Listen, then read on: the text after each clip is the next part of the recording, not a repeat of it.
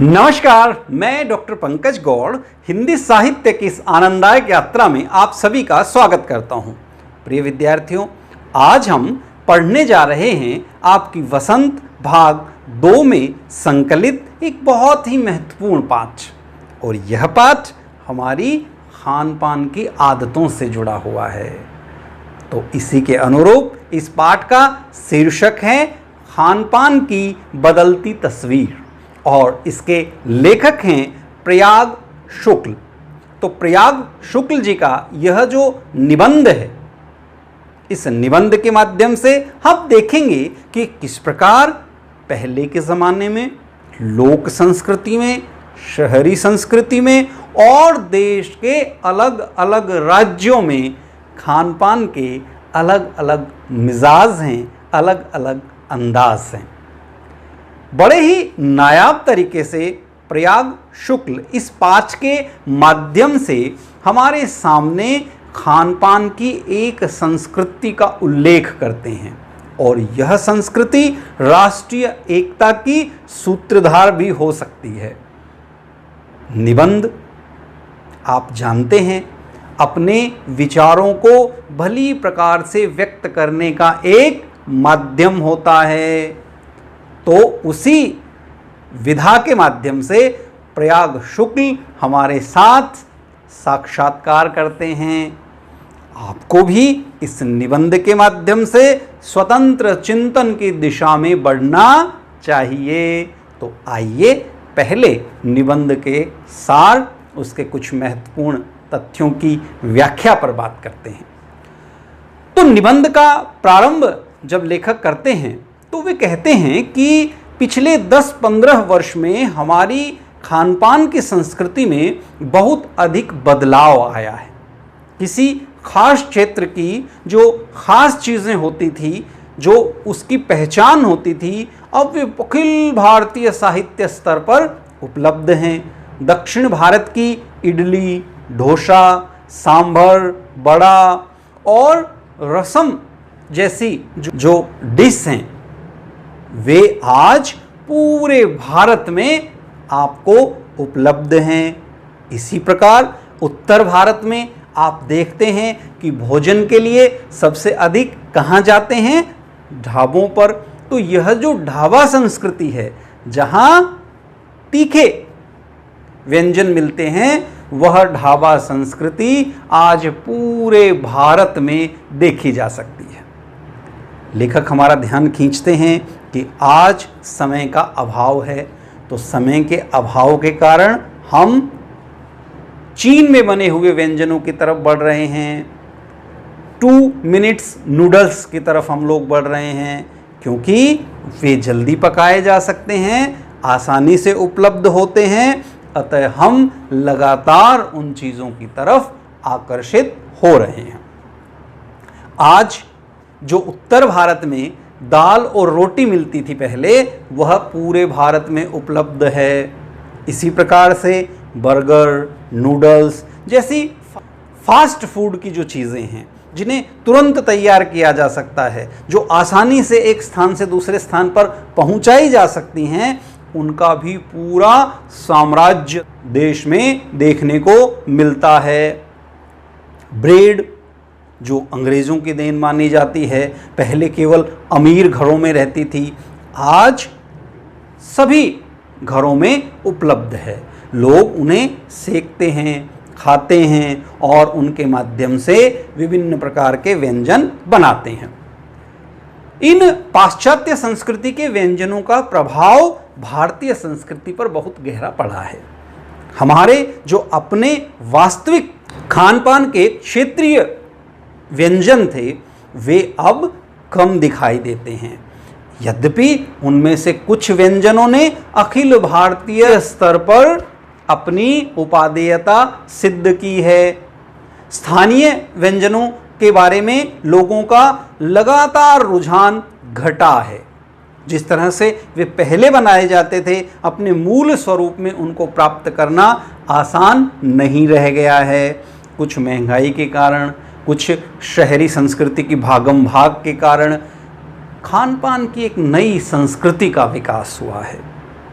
आप देखते हैं कि किस प्रकार से विवाह आदि समारोह में भी अब तो अलग अलग तरह के स्टॉल लगे होते हैं, क्षेत्र बने होते हैं। बंगाली यदि मिठाइयाँ आपको चाहिए, रसगुल्ला यदि आपको चाहिए, रसगुल्ले में मेवे आदि डाल करके अलग अलग तरह के व्यंजन यदि आपको चाहिए तो वे एक स्थान पर मिलेंगे। पंजाबी यदि आपको व्यंजन चाहिए तो वो दूसरे स्थान पर मिलेंगे। दक्षिण भारतीय डिश यदि आपको चाहिए तो वे अन्यत्र आपको मिलेंगी। तो इस प्रकार से एक बहुत ही अलग तरह की संस्कृति हमारे इस देश में विकसित हो गई है। आइए लेखक के शब्दों में जानने का प्रयास करें कि वे किस प्रकार इस नई खान पान की संस्कृति के बारे में अपने विचार प्रस्तुत करते हैं। हम खान पान से भी एक दूसरे को जानते हैं। इस दृष्टि से देखें तो खान पान की नई संस्कृति में हमें राष्ट्रीय एकता के लिए नए बीज भी मिल सकते हैं। बीज भली भांति तभी अंकुरित होंगे जब हम खान पान से जुड़ी हुई दूसरी चीज़ों की ओर भी ध्यान देंगे। मसलन हम उस बोली, बानी, भाषा, भूषा आदि को भी किसी न किसी रूप में ज़्यादा जानेंगे जो किसी खान पान विशेष से जुड़ी हुई है। इसी के साथ ध्यान देने की बात यह है कि स्थानीय व्यंजनों का पुनरुद्धार भी ज़रूरी है जिन्हें अब एथनिक कहकर पुकारने का चलन बढ़ा है। ऐसे स्थानीय व्यंजन केवल 5 सितारा होटलों के प्रचारार्थ नहीं छोड़ दिए जाने चाहिए। 5 सितारा होटलों में वे कभी कभार मिलते रहें, पर घरों बाजारों से गायब हो जाएं तो यह एक दुर्भाग्य ही होगा।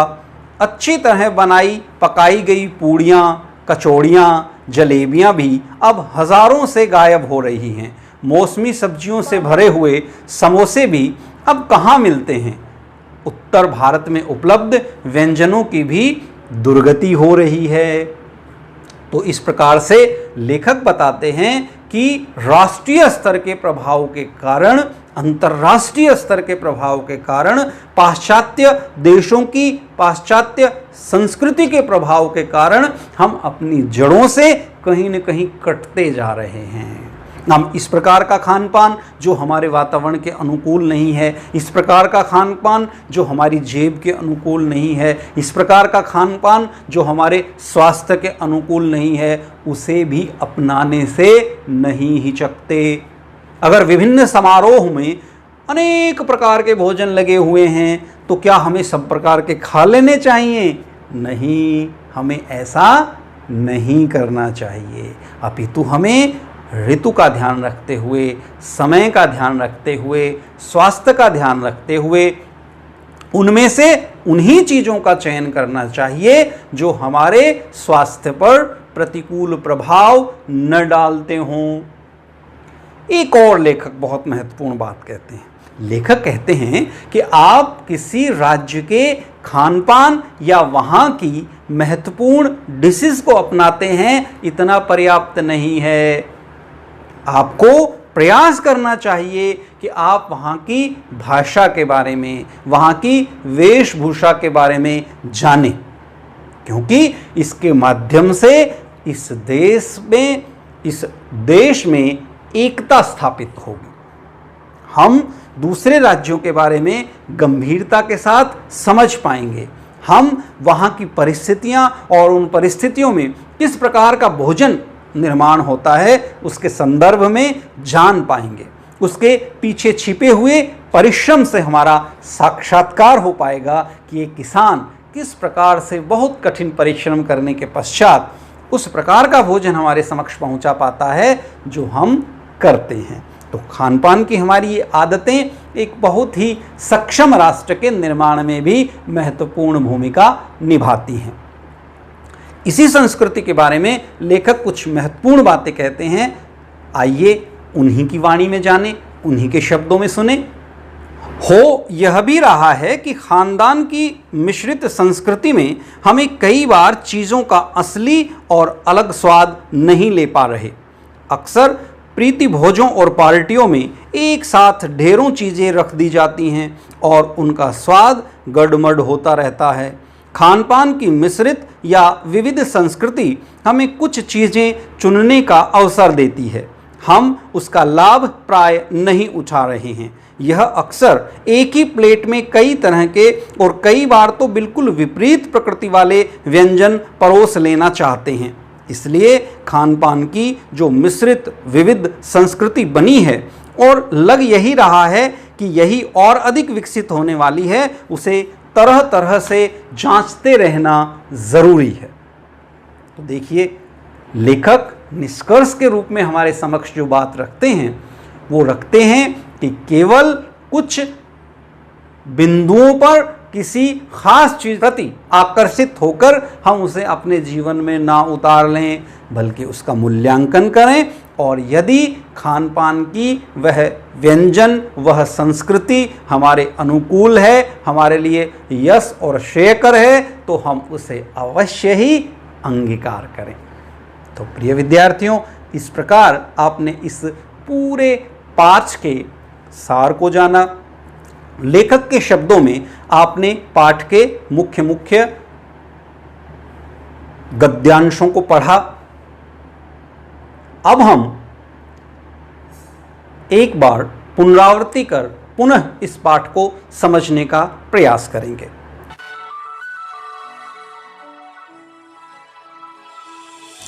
पुनरावृत्ति हेतु प्रश्न संख्या 1, खान पान की बदलती तस्वीर नामक पाठ के लेखक का नाम बताएं। क.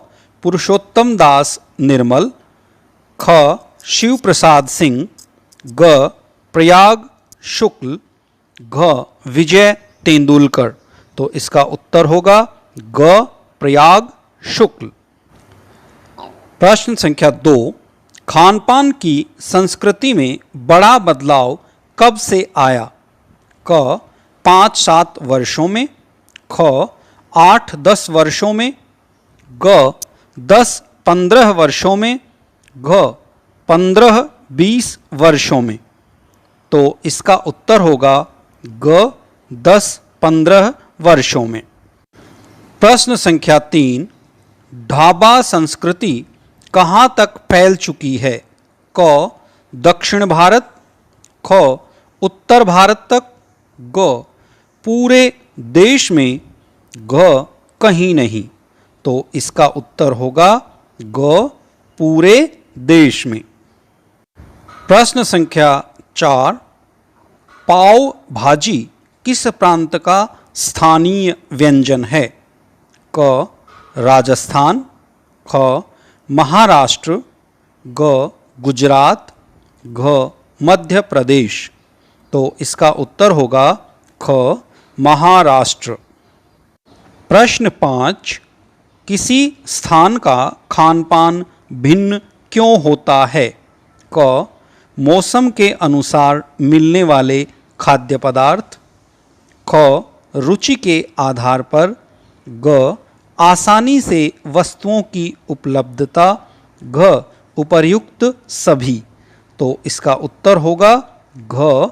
उपर्युक्त सभी।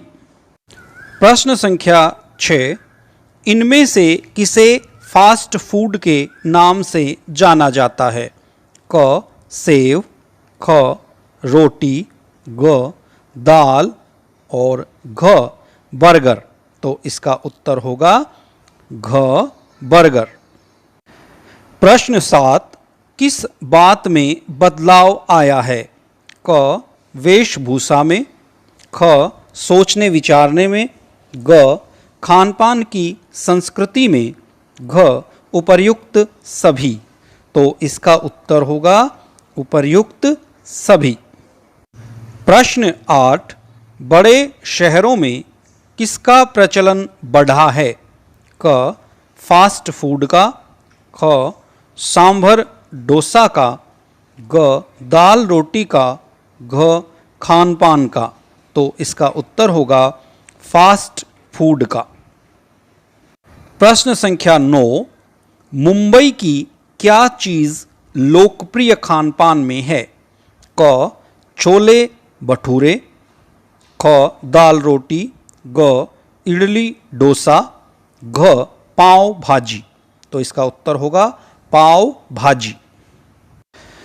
प्रश्न संख्या 10, खानपान की चीज़ों की किस बात में अंतर आया है? क गुणवत्ता में, ख स्वाद में, ग दोनों में, घ इनमें से कोई नहीं। तो इसका उत्तर होगा दोनों में, गुणवत्ता में भी और स्वाद में भी।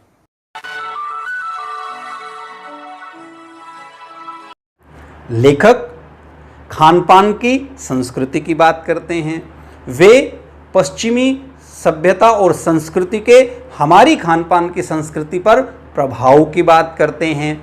वे विभिन्न क्षेत्रों में, दक्षिण भारत में, विभिन्न राज्यों में, बंगाल में, उत्तर भारत में जो वहाँ की महत्वपूर्ण व्यंजन हैं उनकी चर्चा हमारे साथ करते हैं।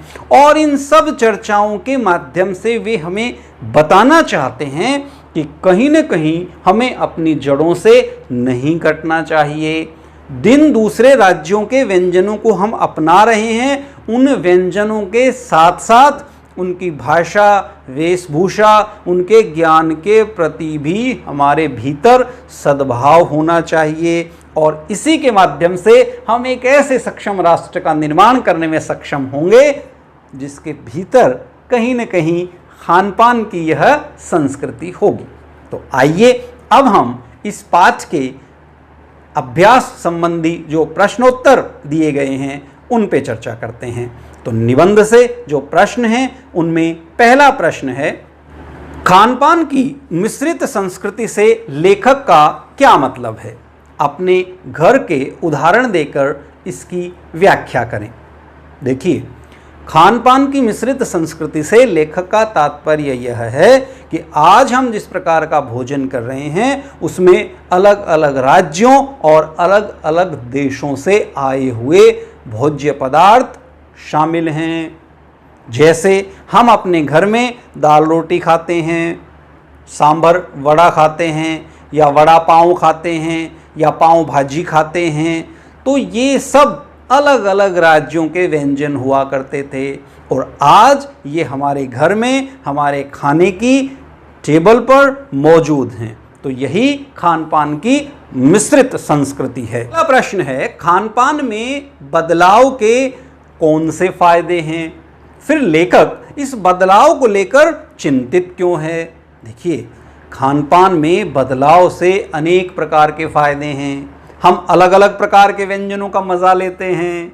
इससे पूरे भारत में एकता बनी रहती है, समय की बचत होती है क्योंकि हम ऐसे ही व्यंजन बनाते हैं जिनमें कम समय लगता हो, जो आसानी से तैयार होते हों, परिश्रम की बचत होती है।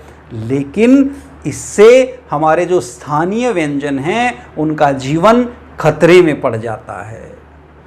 कई बार जो भोज्य पदार्थ होते हैं वे हमारे स्वास्थ्य के अनुकूल नहीं होते। तो लेखक की चिंता यह है कि कहीं खानपान की इस संस्कृति के पीछे अंधानुकरण ना हो। हम लगातार चिंतन के माध्यम से, मूल्यांकन के माध्यम से अपनी संस्कृति में, अपने जीवन में उन भोज्य पदार्थों को शामिल करें जो हमारे स्वास्थ्य के लिए अनुकूल हों। अगला प्रश्न है, खानपान के मामले में स्थानीयता का क्या अर्थ है? खानपान के मामले में स्थानीयता का अर्थ है कि किसी खास क्षेत्र में, लोक में कुछ खास प्रकार के व्यंजन बनाए जाते हैं। जैसे हमारे यहाँ राबड़ी बनाई जाती है, खीर चूरमा बनाया जाता है। इसी प्रकार से बम्बई में पाव भाजी बनाई जाती है, दिल्ली के छोले कुलचे, मथुरा के पेड़े, आगरा के पेठे और नमकीन आदि। ये एक खास समय में, एक खास क्षेत्र में हुआ करते थे, पर आज पूरे देश में इन्हें प्राप्त किया जा सकता है कुछ छोटे मोटे स्वाद के बदलावों के साथ। इसके पश्चात जिन प्रश्नों पे हम बात करेंगे वे प्रश्न हैं निबंध से आगे। तो निबंध में लेखक ने हमारे सामने कुछ विचार रखे हैं जिन पर हमें चिंतन करना है। तो उन्हीं चिंतन के धागों को पकड़कर आगे और किस किस क्षेत्र में विचार किया जा सकता है, उससे संबंधित यह प्रश्न है। इस क्रम में पहला प्रश्न है, घर में बातचीत करके पता कीजिए कि आपके घर में क्या चीजें पकती हैं और क्या चीजें बनी बनाई बाजार से आती हैं। इनमें से बाजार से आने वाली कौन सी चीजें आपके माँ पिताजी के बचपन में घर में बनती थी। हमारे घर में चूरमा, राबड़ी, रोटी, कढ़ी, कचौरी आदि घर में ही बनाई जाती है। गोंद के लड्डू, बर्फी, पनीर की सब्जी, इडली, सांभर, डोसा आदि ऐसी चीज़ें हैं जो हम खाते हैं पर घर में नहीं बनाते, उन्हें हम बाज़ार से लेकर आते हैं। जब मैंने अपने माता पिता से बात की तो उन्होंने मुझे बताया कि हमारे घर में पहले गोंद के लड्डू, गाजर का हलवा, पनीर की सब्जी आदि घर में ही बनाए जाते थे, क्योंकि घर में पशु रखे जाते थे, उनसे जो दूध प्राप्त होता था उसके माध्यम से घी, पनीर आदि चीज़ें घर में ही बनाई जाती थी। तो यह एक बड़ा बदलाव आज की जीवनचर्या में हुआ है। अगला प्रश्न है, यहाँ खाने पकाने और स्वाद से संबंधित कुछ शब्द दिए गए हैं, इन्हें ध्यान से देखिए और इनका वर्गीकरण कीजिए। तो वे शब्द हैं उबालना, तलना, भूनना, सेकना, दाल, भात, रोटी, पापड़, आलू, बैंगन, खट्टा, मीठा, तीखा, नमकीन, कसैला। तो हमें क्या बताना है? हमें बताना है कि ये भोजन कौन सा है, इसे कैसे पकाया जाता है और पकने के बाद इसका स्वाद कैसा होता है। तो इसका उत्तर हम कैसे देंगे? भोजन है दाल, क्या किया जाता है? उसे उबाला जाता है, उबालना, और स्वाद नमकीन। भात, भात किसे कहते हैं? भात चावल को कहते हैं। उबालना और उसका स्वाद कैसा होता है? मीठा। यदि भात हमारे यहाँ एक उत्सव भी है, भात भरा जाता है, तो उस समय सभी को खाने के लिए क्या मिलता है? भात मिलता है। भात को कैसे बनाया जाता है? उबालना, और उसका स्वाद मीठा भी होता है, नमकीन भी होता है। रोटी सेंकना और स्वाद मीठा। पापड़ तलना, स्वाद नमकीन। आलू उबालना, स्वाद मीठा।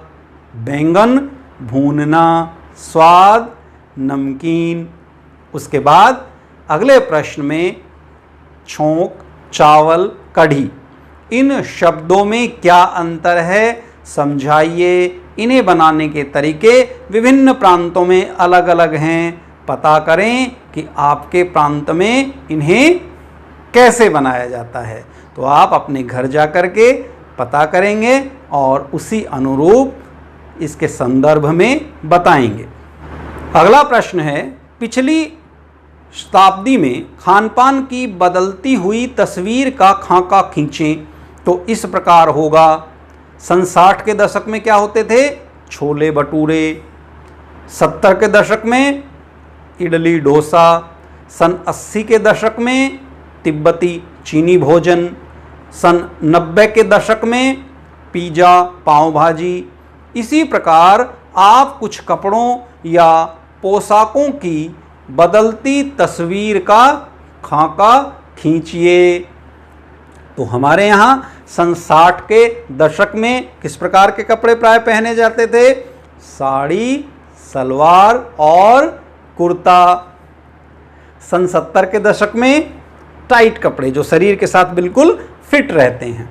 और यदि हम सन 80 के दशक के कपड़ों की बात करें तो उस समय बहुत अधिक चलन में थे पैंट, शर्ट और सूट। सन 90 के दशक में यदि हम बात करें तो जीन्स और टॉप। तो ये कुछ इस प्रकार के वस्त्र हैं जो अलग अलग दशक में हम देख सकते हैं। आप जब फिल्में देखते हैं तो वहाँ भी इस प्रकार के वस्त्र और उनके बीच का अंतर आपको दिखाई देगा। अगला प्रश्न है प्रश्न संख्या 5। मान लीजिए कि आपके घर कोई मेहमान आ रहे हैं जो आपके प्रांत का पारंपरिक भोजन करना चाहते हैं। उन्हें खिलाने के लिए घर के लोगों की मदद से एक व्यंजन सूची बनाइए। तो हमारे घर में यदि कोई आएगा, हरियाणा प्रांत में यदि कोई आएगा, तो हम उसे क्या खिलाएंगे? खीर, चूरमा, हलवा, लापसी, राबड़ी, कढ़ी, गोंद के लड्डू, गाजर का हलवा आदि और जलेबी। हमारे यहाँ अनेक स्थानों पर तो आधे आधे किलो की जलेबी बनाई जाती हैं, देशी घी की, जो बहुत ही स्वादिष्ट हैं और अपने आप में अनुपम हैं। अगला प्रश्न है, वे जुड़े हुए हैं आपके अनुमान और कल्पना से, कि आप अपनी कल्पना के आधार पर उनका उत्तर देंगे। तो इस क्रम में पहला प्रश्न है, फास्ट फूड यानी तुरंत भोजन के नफ़े नुकसान पर कक्षा में वाद विवाद करें। तो यह आप कक्षा के स्तर पर करेंगे। आप सब फास्ट फूड खाते हैं, आप जानते हैं उससे मोटापा बढ़ जाता है, आप जानते हैं कि कई बार वह हाइजीनिक नहीं होता, स्वास्थ्य के लिए ठीक नहीं होता, क्योंकि उसके जो बनाने के तरीके हैं वह ठीक नहीं होते। तो इन सब विषयों पर, इन सब तथ्यों पर आप अपने साथियों के साथ चर्चा करेंगे। अगला प्रश्न है प्रश्न संख्या 2। हर शहर के कस्बे में कुछ ऐसी जगहें होती हैं जो अपने किसी खास व्यंजन के लिए जानी जाती हैं। आप अपने शहर कस्बे का नक्शा बनाकर उसमें ऐसी सभी जगहों को दर्शाइए। तो यह काम आपको अपने स्तर पर करना है। यदि हमें अपने शहर के बारे में काव्यात्मक रूप से कुछ कहना पड़े तो हम इस प्रकार से अपने शहर की महत्वपूर्ण व्यंजनों के विषय में बताएंगे। स्वाद न छूटेगा बर्फी का जो सुरजा की बर्फी खाली, छैलू की जलेबी जैसे सीधे पीली रस की प्याली, खूबा के छोले भटूरे भाटी की कुल्फी भी खाना, खाने के शौकीनों का तो नारनौल है सही ठिकाना। तो निश्चित रूप से यदि आप हमारे शहर में आते हैं तो आप ये व्यंजन खा सकते हैं, इनका आनंद उठा सकते हैं। अगला प्रश्न है, खान पान के मामले में शुद्धता का मसला काफ़ी पुराना है। आपने अपने अनुभव में इस तरह की मिलावट को देखा है? किसी फिल्म या अखबारी खबर के हवाले से खान पान में होने वाली मिलावट के नुकसानों पर चर्चा कीजिए। खान पान के खाद्य पदार्थों में मिलावट एक बहुत बड़ा मसला है। अनेक बार हम अखबारों में पढ़ते हैं कि खाने के तेल में मिलावट की गई है, खाद्य पदार्थ जो बनाए जा रहे हैं उनमें स्वास्थ्य के अनुरूप चीज़ों का मिश्रण नहीं किया गया है और उसके दुष्परिणाम यह होते हैं कि फूड पॉइजनिंग हो जाती है। वही भोजन जो स्वास्थ्य के रक्षा के लिए होना चाहिए वह स्वास्थ्य के लिए अनेक प्रकार के संकट खड़े कर देता है। तो आप अखबार में इस प्रकार की खबरों को पढ़कर उस पर विस्तार से अपनी बात रख सकते हैं। अब आप जानते हैं कि यह पूरा निबंध आपके समक्ष किसके माध्यम से पहुंचा है? भाषा के माध्यम से। भाषा एक महत्वपूर्ण माध्यम है जिसके द्वारा हम अपने विचारों को व्यक्त करते हैं। तो हम भाषा की उन विशेषताओं पे अब आप चर्चा करेंगे। तो बात करेंगे भाषा की बात। प्रश्न 1, खान पान शब्द खान और पान दो शब्दों को जोड़कर बना है। खान पान शब्द में और छिपा हुआ है। जिन शब्दों के योग में और अथवा या जैसे योजक शब्द छिपे हों उन्हें द्वंद्व समास कहते हैं। नीचे द्वंद्व समास के कुछ उदाहरण दिए गए हैं, इनका वाक्यों में प्रयोग कीजिए और अर्थ समझिए। सीना, पिरोना, भला बुरा, चलना फिरना, लंबा चौड़ा, कहा सुनी, घास फूस। तो हम इन्हें इस प्रकार से वाक्य में प्रयोग कर सकते हैं। सीना पिरोना, सीने पिरोने की कला बहुत कठिन होती है। भला बुरा, गुस्से में मैंने उसे बहुत भला बुरा कह दिया। चलना फिरना, बीमारी के कारण अब चलना फिरना बंद हो गया है। लंबा चौड़ा, नदी के पास वाला इलाका बहुत लंबा चौड़ा है। कहा सुनी, दोनों दोस्तों में कहा सुनी हो जाने से बातचीत बंद है। घास फूस, शाकाहारी जानवर ज़्यादातर घास फूस खाते हैं। और अगला प्रश्न है प्रश्न संख्या 2। कई बार एक शब्द सुनने या पढ़ने पर कोई और शब्द याद आ जाता है। आइए शब्दों की ऐसी कड़ी बनाएं, नीचे शुरुआत की गई है उसे आप आगे बढ़ाइए। कक्षा में मौखिक और सामूहिक गतिविधि के रूप में इसे दिया जा सकता है। जैसे इडली, दक्षिण केरल, ओणम, त्योहार, छुट्टी, आराम। इसे आप आगे बढ़ा सकते हैं। आराम, नींद, स्वप्न आदि। इसके पश्चात कुछ करने को, उन विज्ञापनों को इकट्ठा कीजिए जो हाल ही के ठंडे पेय पदार्थों से जुड़े हैं। उनमें स्वास्थ्य और सफाई पर दिए गए ब्यौरों को छांटकर देखें कि हकीकत क्या है। तो यह कार्य आपको स्वयं करना है। तो प्रिय विद्यार्थियों, आज की इस आनंददायक कक्षा में आपने जाना खान पान की बदलती तस्वीर। यह एक महत्वपूर्ण निबंध है, विचारात्मक निबंध है, जो अनेक प्रकार के श्रेष्ठ विचार हमारे समक्ष प्रस्तुत करता है। इस निबंध के माध्यम से हमारे सामने जो बातें रखते हैं वे हमारे आज के जीवन में, दैनिक जीवन में बहुत ही महत्वपूर्ण हैं। आप कतई ऐसा भोजन ना करें जो आपके स्वास्थ्य के अनुरूप ना हो, जो हमारे क्षेत्र के वातावरण के अनुरूप ना हो, जो हमारे स्वास्थ्य पर प्रतिकूल प्रभाव डालता हो। और साथ ही साथ भोजन के माध्यम से हम अपने राष्ट्र के संस्कृति को, अपने देश की विविध भाषाओं को, अपने देश में रह रहे लोगों के जीवन यापन के तरीकों को जानने का प्रयास करें। हम ऐसे लोक में बनने वाले व्यंजनों की रक्षा का दायित्व अपने ऊपर लें जो आजकल नहीं बनाए जा रहे हैं या जो केवल 5 सितारा होटलों तक ही सीमित रह गए हैं। हमें लगातार प्रयास करना चाहिए कि अपने मूल स्वरूप में उस प्रकार के व्यंजनों को अपने ही क्षेत्र में पकाया जाए और उसके स्वाद को अखिल भारतीय स्तर पर लोगों तक भेजा जाए। तो निश्चित रूप से आज की यह कक्षा आपके लिए बहुत ही आनंददायक रही होगी। धन्यवाद। आपका दिन शुभ हो।